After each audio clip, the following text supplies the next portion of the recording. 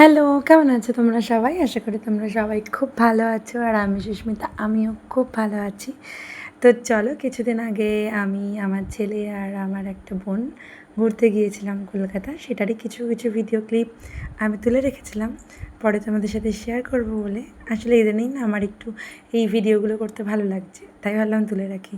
তো দেখতে দেখতে স্টেশনে ট্রেন, মানে কালনা স্টেশনেও ট্রেন চলে এসেছিলো, আর আমরা নবদ্বীপ থেকে উঠেছিলাম।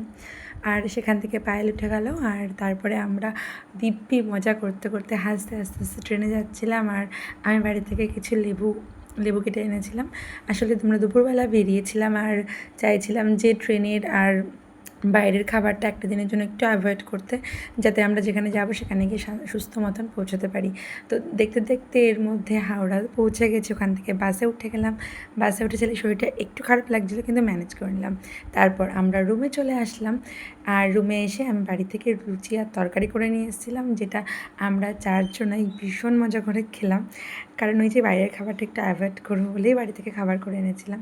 আর তারপরে খেয়ে দিয়ে আমরা ভীষণ ক্লান্ত শরীরে চারজনে বেরিয়ে পড়লাম।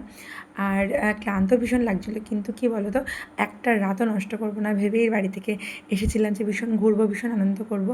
তাই ক্লান্ত লাগলেও আমাদের ঘুরতে যেতেই হবে, সেই ভেবে আমরা আবার হাঁটতে হাঁটতে বেরিয়ে পড়লাম। এখান থেকে আমরা একটা জায়গায় যাব, গেলেই তো তোমরা আমাদের সাথেই থাকবে, তোমরা বুঝতেই পারবে।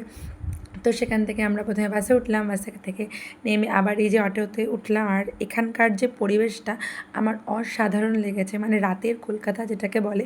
তোমাদের হয়তো অনেকের এক্সপিরিয়েন্স আছে, তোমরা ভাববে এটা হয়তো নতুন কি, কিন্তু বিশ্বাস করো আমার কাছে এটা ভীষণ নতুন আর ভীষণ ভালো লাগছে। তো আমার মতন তোমরা যারা কেউ দেখোনি রাতের কলকাতা, হয়তো তোমাদেরও এরকমই এক্সাইটমেন্ট লাগবে যেরকম আমার লাগছিল। তো আমাদের ডেস্টিনেশনে আমরা ফাইনালি চলে আসলাম। আর পুরো রাস্তাটা আমার ছেলে তো আমার কাছে ছিলই না, ওর মামি আর মাসির কাছেই ছিল।